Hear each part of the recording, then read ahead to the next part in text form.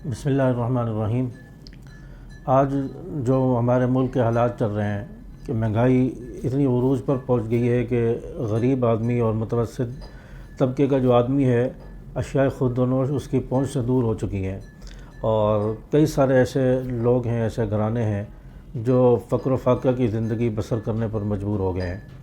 ایک وقت میں کھاتے ہیں تو دوسرے وقت کا پتہ نہیں، اور پریشانی ہے، ٹینشن ہے، مہنگائی ہے، اور یہاں تک لوگوں کو سنتے ہوئے دیکھا ہے کہ ایسا دل کرتا ہے کہ دیوار میں ٹکر ماریں یا خودکشی کر کے اپنی جان کا خاتمہ کر دیں۔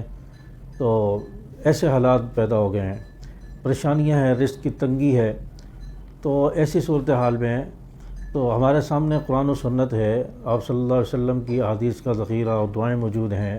قرآن میں بہت ساری دعائیں موجود ہیں رزق میں برکت کے حوالے سے۔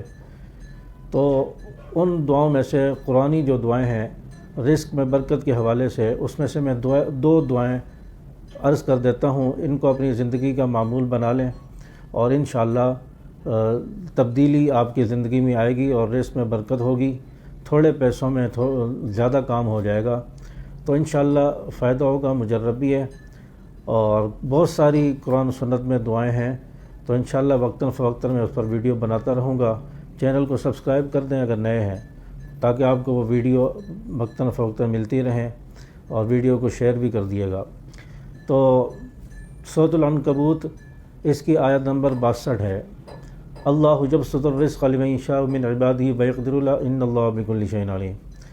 یہ آیت فجر کی نماز کے بعد اس کو 11 مرتبہ آپ نے پڑھنا ہے۔ فجر کی نماز کے بعد اول آخر تین مرتبہ درود شریف، اول آخر تین مرتبہ درود شریف، اور درمیان میں اللہ یبسط الرزق لمن یشاء من عبادہ ویقدر له ان اللہ بکل شیء علیم۔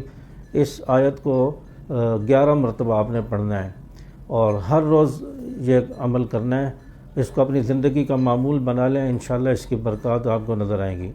اور دوسری دعا، یہ بھی قرآن مجید کی آیت ہے، سورۃ الشورى کی آیت نمبر 19، اللہ لطیف بعبادہ یرزق من یشاء وهو القوی العزیز۔ اس آیت کا بھی فجر کی نماز کے بعد پڑھنے کا معمول بنا لیں، اور اس آیت کو 70 مرتبہ فجر کی نماز کے بعد آپ نے پڑھنا ہے۔ 70 مرتبہ اس کو روزانہ پڑھنے کا معمول بنا لیں، تو انشاءاللہ اس کی برکت سے بھی آپ کے گھر میں برکت ہوگی، رزق میں برکت ہوگی، وسعت ہوگی، رزق کی تنگی سے انشاءاللہ نجات ملے گی۔ تو یہ دو دعائیں ہیں، ان کو اپنی زندگی کا معمول بنا لیں، فجر کی نماز کے بعد ان کو پڑھنا ہے۔ تو انشاءاللہ اللہ سے دعا ہے کہ اللہ پاک برکتیں آپ کے گھروں میں پیدا فرمائیں گے، اور آپ کی اس ٹینشن پریشانی کو اللہ پاک دور فرمائیں گے۔ السلام علیکم ورحمۃ اللہ وبرکاتہ۔